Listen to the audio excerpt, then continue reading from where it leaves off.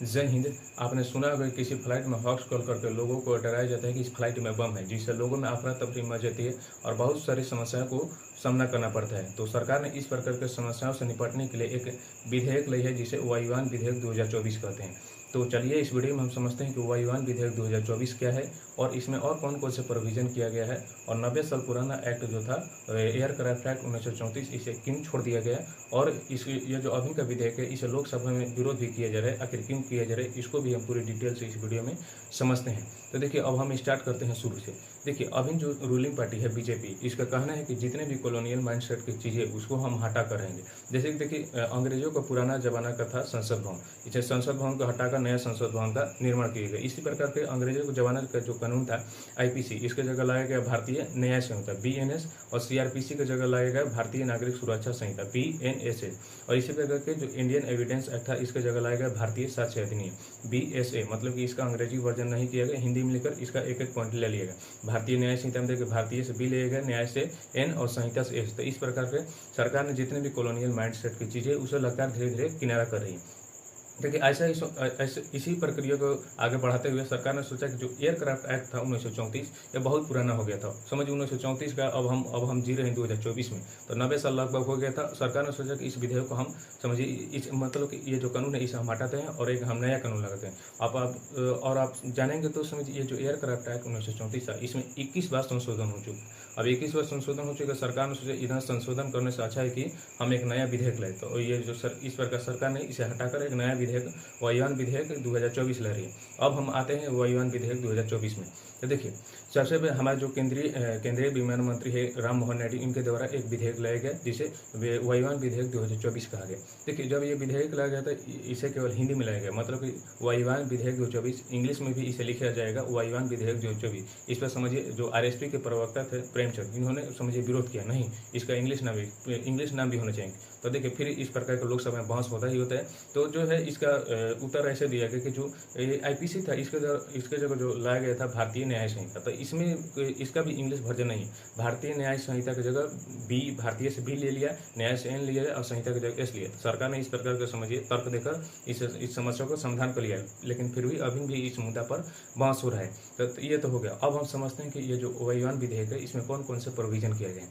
तो देखिए, तो अब हम एक एक पॉइंट में जानते हैं। पहला है जो है, आप देखिए, एक यूएन के शाखा है जिसे कहते हैं आईसीएओ, मतलब इंटरनेशनल सिविल एविएशन ऑर्गेनाइजेशन। देखिए, जो एविएशन सेक्टर होता है, मतलब कि ये विमानन क्षेत्र, जितने भी यात्रियों को उड़ान संबंधित सुरक्षा नियम रेगुलेशन होते हैं उसे विमानन क्षेत्र के अंतर्गत रखा जाता है। तो यूएन की ये जो शाखा है ICAO, international civil aviation organization, ये समझिए दुनिया भर में फ्लाइट किस तरह से उड़ेगी, इनका नियंत्रण सुचारू रूप से उड़े, इनके कोई समस्या का समाधान हो, तो ये सभी का देख रेख करती है।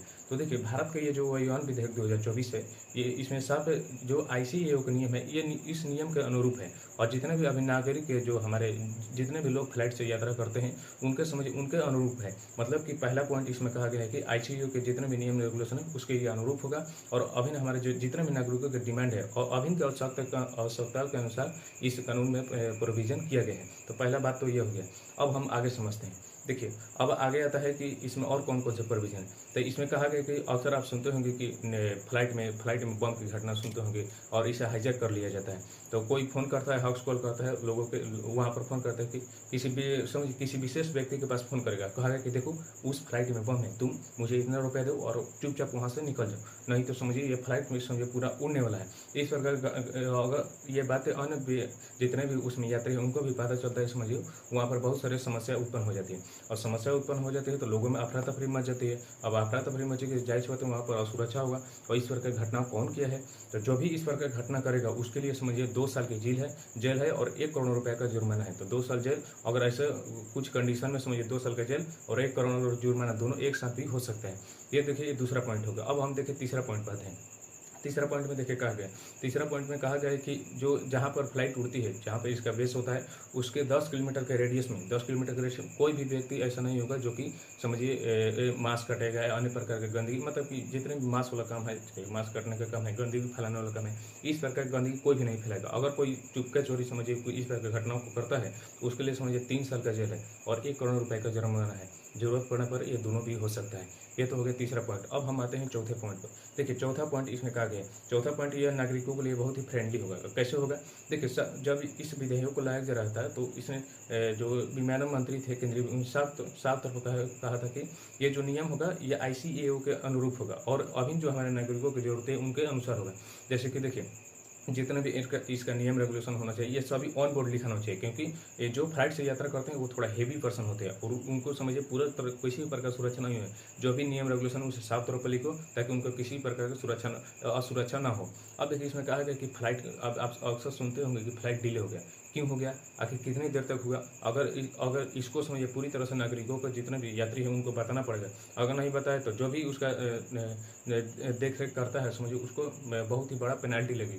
तो इस प्रकार इस विधेयक में पूरे समझिए नागरिकों के लिए फ्रेंडली रखा गया और साथ में नागरिकों को भी कुछ कर्तव्य दिया गया है। तो चौथा पॉइंट में हम आते हैं नागरिकों के कर्तव्य। नागरिकों के कर्तव्य में बताया गया कि जो नागरिक है, अक्सर आप सुनते होंगे कि जो यात्री करते हैं उसमें फ्लाइट में बहुत सारे जो हाई फाई लोग होते हैं, और समझिए कोई इतना हाई फाई होता है कि जो वहाँ पर ये फ्लाइट में जो क्रू मेंबर होती हैं उनके साथ बदसलूकी करने लगता है। अगर बदसलूकी करता है तो उसको समझिए उसको भी पेनल्टी लग सकता है। अब देखो हम आते हैं पांचवा पॉइंट। पांचवा पॉइंट बहुत ही महत्वपूर्ण है। देखिए पांचवा पॉइंट क्या है, DGCA director general of civil aviation, इनको समझिए इमरजेंसी के समय पावर दी गई है। और ये है क्या? तो देखिए ये कौन है, जब जो director general of civil aviation होते हैं जितने भी नागरिकों को उड़ान संबंधी देख रेख करता होता है, फ्लाइट कहाँ गया, किस तरह गया, इन सब का काम जो होता है देख रेख का काम होता है DGCA का। और देखिए ये क्या करते हैं, इनको कौन सी शक्ति है, इमरजेंसी के समय इनको शक्ति देना है। जब माना जाए कि अगर फ्लाइट एक्सीडेंट हो जाता है तो समझिए ये मुआवजा देने का काम इनका होगा।